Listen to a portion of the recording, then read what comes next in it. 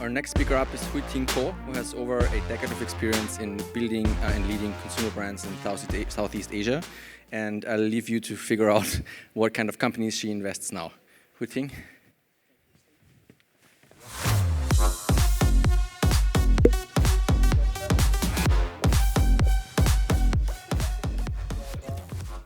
Hello, hello. Is everybody awake? Not that the other guy was boring, but I know that we are so close to dinner and a break, so just need to make sure. So today I'm going to talk to you about Southeast Asia and why I believe we are at the dawn of a new age. So if anybody's interested in the region, if anybody's interested in consumer, please pay attention. So a little bit about me. I am the founding managing partner of a small fund called Blueprint Ventures.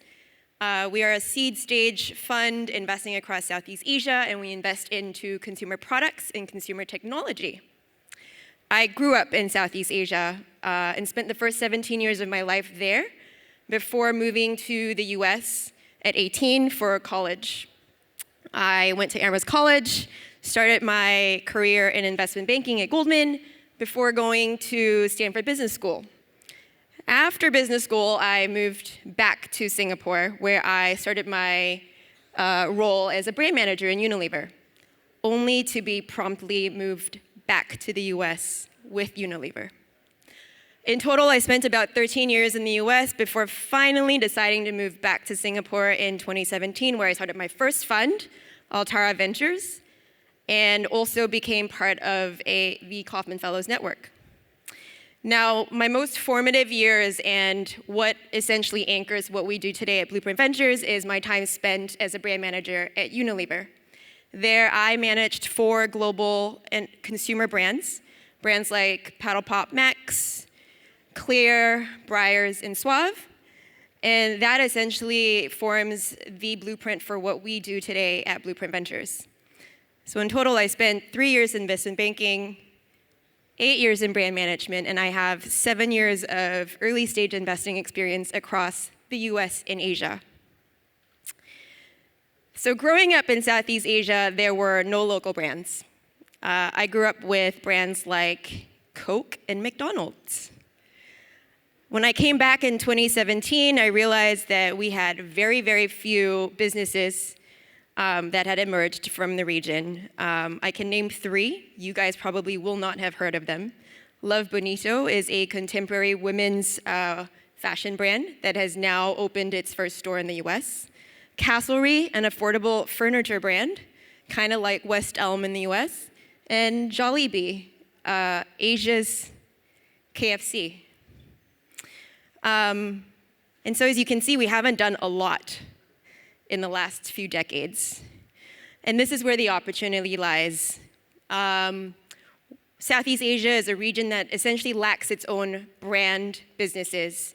And they really lack businesses that truly reflect the cultures, the values, and the fast-changing needs of the new Southeast Asian consumer. And this is why we are at an inflection point today, because the region is experiencing massive tailwinds from factors like a burgeoning middle class, increased female workforce participation, and a young, growing, dynamic population. Millennials, women, Gen Z, Gen Alpha, these are the new consumers in Southeast Asia, and they are the region's new consumption powerhouses. The female economy in Asia is estimated to hit 27 trillion in consumption value by 2026, overtaking Western Europe's female economy. The youth economy in Southeast Asia is estimated to hit 2.8 trillion in consumption value by 2030. And most of this population is made up of millennials, Gen Z, Gen Alpha. Millennials are not even at their spending peak. So these new consumers have very different consumer values and behaviors. They live in a post-COVID world where brand value now drives most of their consumption decisions, and value no longer equals price. Post-COVID, they've realized actually local brands and businesses are as good as Western ones, growing their nationalistic pride.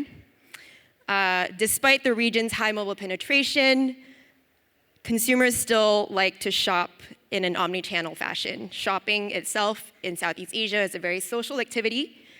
They like to do it with friends and a coffee in hand. So most of your consumption happens offline, even though all your discovery happens online. Increased geopolitical tensions have also made these consumers a lot more cautious. Hence, they spend a lot more pragmatically, but they still want to enjoy life.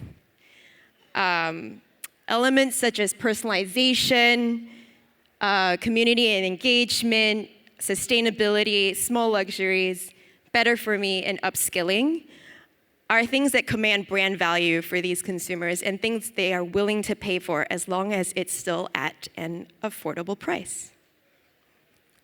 So a bunch of contradictions. However, most of the existing businesses in Southeast Asia today have not been built for these new behaviors in mind.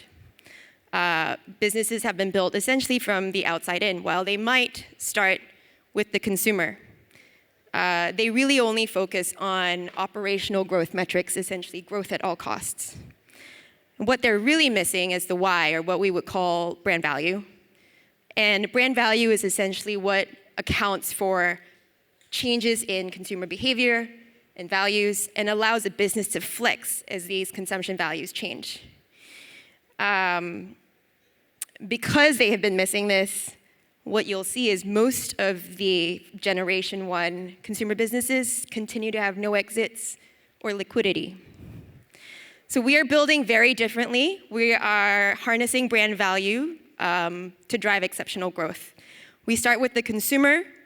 We ground the business on insights that address deep-rooted consumer needs. Using these insights, we develop brand strategies that essentially power all business decisions to drive top-line growth. And this is, in short, our blueprint for developing durable consumer businesses with pricing power in the long run. And combined with our local market knowledge, strategic networks, and operational expertise, we hope to add portfolio value creation to our companies while designing them for exits through acquisition. We essentially invest in aspirational companies that are moving the needle on life. To date, we've invested in category creators, personal growth makers, as well as habit makers. And we want to invest in more of these companies that essentially help to elevate the lives of the rising middle-class consumer in Southeast Asia. The region's changing demographic needs and its consumers are ready for change. The founders are aplenty. To date, we've invested in less than 1% of the companies that we've spoken to. And this is why I believe we're at the dawn of a new age in Southeast Asia. We envision a consumer landscape that actually better reflects the Southeast Asian cultures, values, and needs. And we want to see and back the next generation iconic consumer businesses for the new consumer. I'm just going to put this here because now they're telling me I'm at time. But these businesses essentially are purpose brand-led businesses. They are something that consumers are willing to pay for at a price that they can afford, personalized for the region's consumer, and can compete beyond Southeast Asia. Thank you.